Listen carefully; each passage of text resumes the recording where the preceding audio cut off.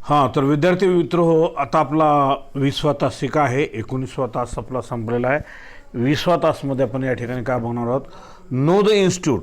आता ही संस्था तुम्हाला माहीत आहे का म्हणते या ठिकाणी, बरोबर आहे. या संस्थेचं काय काम आहे? हे कलकत्ताला या ठिकाणी असलेली संस्था आहे बघा, cord blood bank Calcutta. Cord म्हणजे त्या ठिकाणी आता हे जी कॉर्डची ब्लड बँक आहे तुम्हाला माहिती आहे, अनबिलिकल कॉर्ड आहे म्हणजे प्लासेंटापासून निघणारी जी काही मोठी रक्तवाहिनी जी आपण म्हणतोय, आपण बघितलं 2 आर्टरी 1 वेन, त्याला अनबिलिकल कॉर्ड असे आपण तयार केलेले की म्हणलेलं त्या ठिकाणी. त्याच्यामध्ये बघा, India first government run cord blood bank to Calcutta was established in 2001. आता हे कलकत्तामध्ये या ठिकाणी ही संस्था 2001 मध्ये स्थापन केलेली आहे.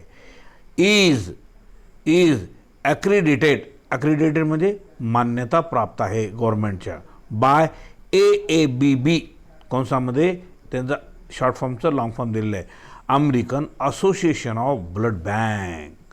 बरोबर, अमेरिकेशी संबंधित याला ही एक नवीन संशोधन संस्था त्या ठिकाणी निर्माण केलेली आहे. काय याचं काम आहे?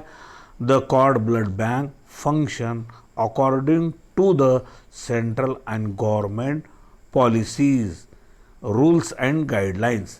आणि ही जी आहे संस्था, हे जे काही ब्लड बँकची जी कॉर्ड फंक्शन ब्लड बँक ज्याला आपण म्हणतो, आणि ही कशी चालते? केंद्र सरकार आणि राज्य सरकारने ठरवून दिलेल्या नियमानुसार किंवा त्यांच्या पॉलिसीनुसार. कॉर्ड ब्लड म्हणजेच अनबिलिकल कॉर्ड ब्लड. अनबिलिकल कॉर्ड तुम्हाला अगोदर सांगितलेलं आहे, बेंबीच्या देठाला जी निघालेली रक्तवाहिनी मोठी आणि मातेच्या गर्भाशयाला अटॅच असणारा, तिथपर्यंत त्या ठिकाणी म्हणतो. त्या ठिकाणी त्याला कॉर्ड ब्लड आपण म्हणतो, त्याला अनबिलिकल कॉर्ड ब्लड असं सुद्धा म्हणतात. Is the blood that remain in umbilical cord. रक्त त्या अनबिलिकल कॉर्डमध्ये कायम असतो अँड प्लासेंटामध्ये. द पोस्ट डिलिव्हरी झाल्यानंतर the cord blood banking is the process of collecting the cord blood. मग त्याच्यातून रक्त कलेक्ट केला जातो आणि extraction and chronological preserving for its stem cell. याला साठवलं जातं स्टेम सेल म्हणून. मग कारण तुम्हाला मी अगोदर सांगितलं आहे, स्टेम सेल असं आधुनिक शास्त्र विकसित केले गेलेल्या पेशी आहे ते, आणि या अनबिलिकल कॉर्डपासून ते तयार करतात आणि वेगवेगळ्या रोगांना बरी करण्यासाठी त्याचा उपयोग होतो. Other cells of immune blood is rich in the stem cells. का होतं त्या ठिकाणी म्हणते इथं, का म्हणतं या ठिकाणी, हा लक्षात घ्या महत्त्वाचा मुद्दा त्याने का म्हणतंय. का म्हणतं the cord blood is rich stem cell that can transfer to all the sort of the blood. त्याच्यामध्ये रक्ताचं त्या ठिकाणी काय केलं जातं? सॉर्टिंग केलं जातं. म्हणजे काय केलं जातं त्या ठिकाणी?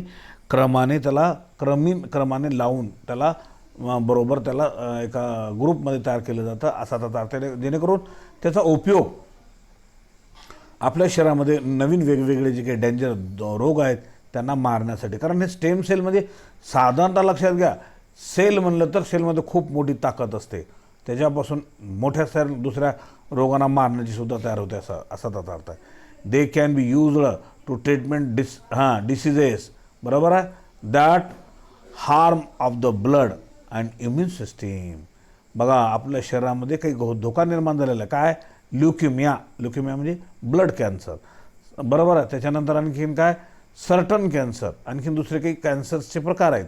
सिकल सेल ॲनिमियामध्ये रक्तामध्ये रक्ताचे जे काही जी पेशी आहे गोलाकार, ते विळ्यासारखी तयार होते, म्हणजे ते कट केली जाते असा त्याचा, म्हणजे खराब होते असा त्याचा. अँड सम मेटाबॉलिक डिसऑर्डर, आणि शरीरामध्ये काही दोष निर्माण झाल्यानंतर अशा पद्धतीचा होतो असा त्याचा अर्थ आहे. त्याच्यानंतर आता बघा पुढे या ठिकाणी पेज नंबर 37 वर या ठिकाणी आहे. काय आहे? ऑलवेज रिमेंबर, नेहमीच लक्षात ठेवायचं असं म्हणतं त्यांना. काय या ठिकाणी म्हणते? त्या ठिकाणी HCG HPL human placental lactogen, बरोबर आहे, relaxin are produced in woman only during the pregnancy. हे हार्मोन फक्त महिलांमध्येच तयार होतात at the time of pregnancy. माता गरोदर राहिल्यानंतरच होतात असा त्याचा अर्थ आहे. झालं हे हार्मोनचं त्यांनी ते सांगितलेलं आहे. त्याच्यानंतर आता पार्च्युरेशन. पार्च्युरेशनचं म्हणजे काय? पार्च्युरेशन म्हणजे काय? Child birth. मातेच्या गर्भाशयातून ज्यावेळेस मूल बाहेर पडतं त्याला पार्च्युरेशन असे म्हणतात. त्याला इंग्रजीमध्ये दुसरं आहे चाइल्ड बर्थसुद्धा म्हणतो. आता हेच टप्पे आपण बघतो आहोत. मातेच्या गर्भाशयामध्ये कसं कसं होतं काय काय नाही त्या ठिकाणी लक्षात आलं. आता वाटलं तर तुम्हाला इथे की मी आकृती अगोदर दाखवतो तुम्हाला. हे बघा हे मातेच्या गर्भाशयामध्ये असणारं मूल बरोबर आहे. इथं स्टेज नंबर 1 दिलेलं आहे, स्टेज नंबर 2 दिलेलं आहे आणि स्टेज नंबर 1मध्ये पहिला टप्पा इनिशियल फेज बरोबर. काय होतं त्या ठिकाणी बघा मातेच्या गर्भाशय आहे, युट्रस ज्याला म्हणतो आपण आहे का. त्याच्यानंतर फिटसमध्ये आहे अनबिलिकल कॉर्ड. बघा अनबिलिकल कॉर्डमध्ये ते रक्तवाहिनी जी मोठी जुडलेली आपण प्लॅसेंटापासून तर त्या बेंबीच्या देठाला मुलाच्या इथं सर्विक्स आणि व्हॅजिनाचा भाग आहे बरोबर आहे. हे पहिल्या स्टेजमध्ये. आता दुसऱ्या स्टेजमध्ये काय होतं माहिती आहे का, ह्याच्यामध्ये दुसरा फेजमध्ये स्टेज नंबर 1मध्ये आता इथं या ठिकाणी काय झालेलं आहे इथे लक्षात घ्या. हे सगळे भाग सगळे जसं तसे आहेत आणि ॲक्टिव्ह फेज आहे बरोबर आहे. Effaced cervix. आता इफेस्ड सर्विक्स म्हणजे काय झालं या ठिकाणी सर्विक्सचा जो व्हॅजिनाच्या आतला असणारा भाग आहे तो काय होतो एक्सपान्शन होतो. काय होतो तो भाग एक्सपान्शन होतो. एक्सपान्शन म्हणजे प्रभावित होतो. प्रभावित होऊन त्या ठिकाणी काय होतो त्याच्यामध्ये त्या ठिकाणी एक्सटेन्शन झालेलं. बघा मातेचं गर्भाशयातून मूल आता बाहेर येण्याच्या प्रयत्नात आहे तर तो कसा बदल होत गेलेला आहे बरोबर आहे सगळे बाकी. आता त्याच्यानंतर दुसरी स्टेज आहे. दुसऱ्या स्टेजमध्ये आता या ठिकाणी बघा मातेच्या गर्भाशयातून मूल उलटं झालेलं आहे. त्या ठिकाणी क्राउडिंग ऑफ द हेड डोकं आलेलं आहे त्याचं खाली आणि नंतरची जी स्टेज आहे मातेच्या गर्भाशयातून मूल बाहेर निघून गेल्यानंतर अनबिलिकल क्लम्प. अनबिलिकल क्लम्पमध्ये मातेच्या गर्भाशयातून असणारा जी प्लासेंटा होता तिथून जी रक्तवाहिनी मोठी होती त्याला क्लम्पमध्ये त्याला काय केलं त्याला पकडून घट्ट बांधून टाकले त्या ठिकाणी. कारण रक्त वाहून येणं तर रक्त पूर्ण वाहून जातो असा त्याचा अर्थ. ओके चला आता पुढे आपण या ठिकाणी इथं पार्च्युरेशनचा या ठिकाणी भाग आपण या ठिकाणी पाहूया. बघा आता याच्यामध्ये मी काय म्हणतो ह्युमन आर व्हिव्हिपॅरस. मनुष्य हा पिलांना जन्म देणारा प्राणी आहे. They give the birth to their young ones. माता ती काय करते त्या ठिकाणी लेकराला जन्म देते. Parturition is the process of the giving of birth to the baby. Parturition अशी एक प्रक्रिया आहे माता त्या लेकराला जन्म देते. Physical activities involved in parturition like काय होतं त्या ठिकाणी युट्राइन अँड अब्डॉमिनल कॉन्ट्रॅक्शन. मातेच्या गर्भाशयामध्ये आता काय होतं अंकुचन पावत असतं. Dilation of cervix. Dilation of म्हणजे त्या ठिकाणी सर्विक्सचा भाग इथं बघा इथं दिलेलं आहे तिथं व्हॅजिनाच्या वरच्या बाजूला ते काय होतो एक्सपान्शन होतो. मोठं व्हावं लागतो त्या ठिकाणी बरोबर आहे. मोठं व्हावं लागतं असा त्याचा अर्थ. तर त्याच्यातून ते होऊन त्या ठिकाणी काय मूल जे आहे ना बाहेर येतं असा त्याचा अर्थ आहे. ओके मग त्याच्यानंतर आता बघा like urine and abdominal contraction dilation of cervix and the passage of baby are collectively called labor. मग त्या ठिकाणी ते पॅसेज आहे ना त्याच्यातून ते मूल बाहेर पडायला लागतं आणि महिलाला त्या ठिकाणी ते वेदना होतात. Labour is accompanied by the localised sensation of discomfort और the agony and labour pain. मातेला काय होतं त्या ठिकाणी वेदना व्हायला लागतात असा त्याचा अर्थ आहे. लक्षात आलं. मातेला काय होतं त्या ठिकाणी वेदना बरोबर. ॲगोनी म्हणजे वेदना होणे बरोबर असा त्याचा. डायलेशन म्हणजे काय एक्सपान्शन होणे इथं वर दिलेलं त्या ठिकाणी ते. ओके पुढे आता या ठिकाणी बघा काय म्हणतो parturition is control by parturition is control by a complex neuro endocrine mechanism. Signal arise from the fully formed fetus and placenta cause the mild uterine contraction. आता हे सगळं पूर्णमध्ये गर्भाशयामध्ये कारण कॉन्ट्रॅक्शन झालं तर लेकरू बाहेर येतं ते मातेच्या गर्भाशयातून. It is accompanied by the rise of estrogen and progesterone ratio. मग काय होतं या ठिकाणी हे फिमेलचे हार्मोन नाही इस्ट्रोजन रेशोचं प्रमाण वाढतो.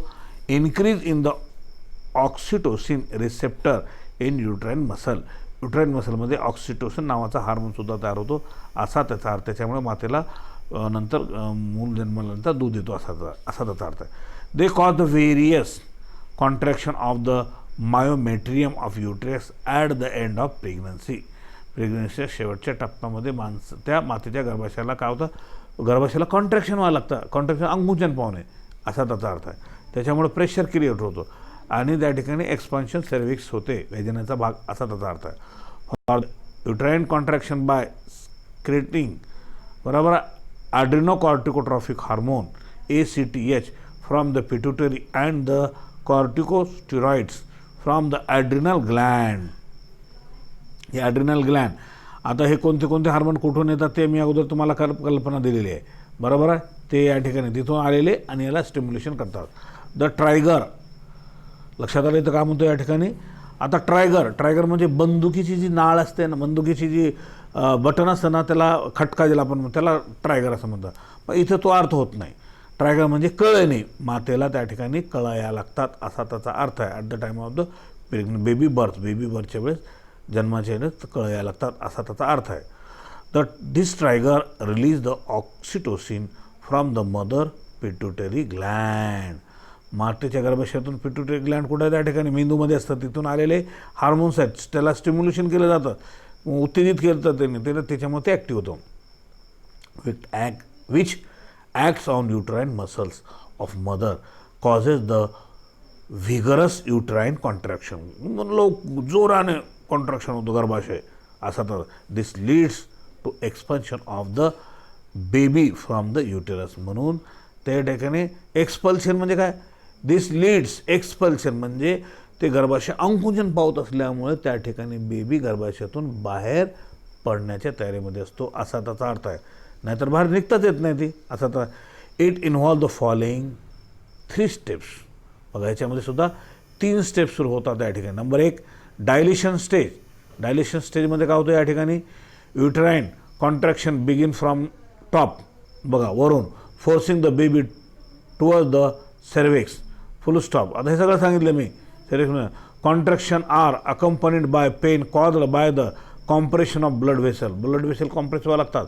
Oxytocin induced uterine contraction become stronger and stronger due to stimulatory reflex full stop as the baby is pushed down in the uterus. गर्भाशयातून बेबी खालच्या दिशेने पुशिंग केली जाते. इथं आकृतीमध्ये दिले बघा खालच्या बाजूने आहे का, डाऊन झालेलं बरोबर असं ते सगळं इथं दिले त्या ठिकाणी. ओके हां down. Its head come to lie again the cervix म्हणजे खालच्या दिशेने डोकं येतं ते आकृतीमध्ये बघा. Cervix get dilated. मग सर्विक्स काय होतं त्या ठिकाणी म्हणजे फिमेलच्या व्हॅजनाचा भाग, लघवीची जागा आपण ते म्हणतो ते काय होतं डायलेटेड म्हणजे एक्सपान्शन होणे.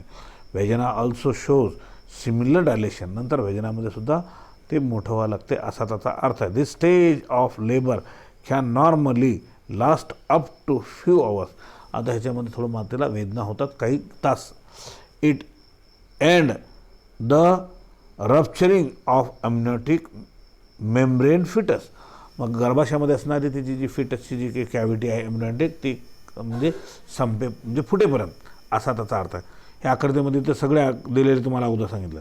त्याच्यानंतर एक्सपल्शन स्टेज. एक्सपल्शन म्हणजे मातेच्या गर्भाशयातून बाहेर पडणे असा त्याचा अर्थ. The uterine and abdominal contraction become stronger. In normal डिलिव्हरीमध्ये असा होतो. The fetus passes out through the cervix and vagina and with head is forward direction. बघा डोकं समोरच्या दिशेने येतं बरोबर असा त्याचा अर्थ आहे. नॉर्मली नेहमी असं. It takes 20 to 60 minute. याला किती वेळ लागतात, 20 ते 60 मिनिट लागतात असा त्याचा अर्थ ते. ही प्रक्रिया पूर्ण होण्यासाठी. The umbilical cord is tied. बघा umbilical cord tied and cut off close to the baby navel. आता या ठिकाणी काय होतं, या ठिकाणी काय केलं जातं, या ठिकाणी याला बाजूला करून या ठिकाणी काय केलं जातं, बेंबीची देठ आहे त्याच्यापासून त्याला बेंबीला ते नलिका तोडून, नावेल म्हणजे बेंबी बरोबर, त्या बेंबीपासून तोडून त्याला स्वतंत्र केलं जातो असा त्याचा अर्थ आहे. नंतर तिसरा पॉईंट आहे आफ्टर बर्थ, जन्मल्यानंतर, after the delivery of the baby the placenta separate from the uterus. आता गर्भाशयामध्ये असणारा जे प्लासेंटा आहे नंतर तो सेपरेट होतो and is expelled out as after birth. जन्मल्यानंतर ते बाहेर टाकून दिला जातो. बरोबर आहे. ड्यू टू सर्व कॉन्ट्रॅक्शन ऑफ युटरस, त्याच्यामुळे गर्भाशय आकुंचन पावतो. नाहीतर तेच मध्ये राहिलं तर त्या ठिकाणी ते खराब होऊन जाईल ते, असा त्याचा अर्थ आहे. This process happen within 10 to 45 minutes of delivery. ही प्रक्रिया डिलिव्हरी झाल्यानंतर मातेकडून 10 ते 45 मिनिटामध्ये ते करावी लागते, असा त्याचा अर्थ आहे. Okay, I will stop here, कारण इथे आपलं संपलं, त्याच्यापेक्षा जास्त व्हिडिओ आपला जाणार नाही, म्हणून इथं आपण स्टॉप करूया. ओके, धन्यवाद.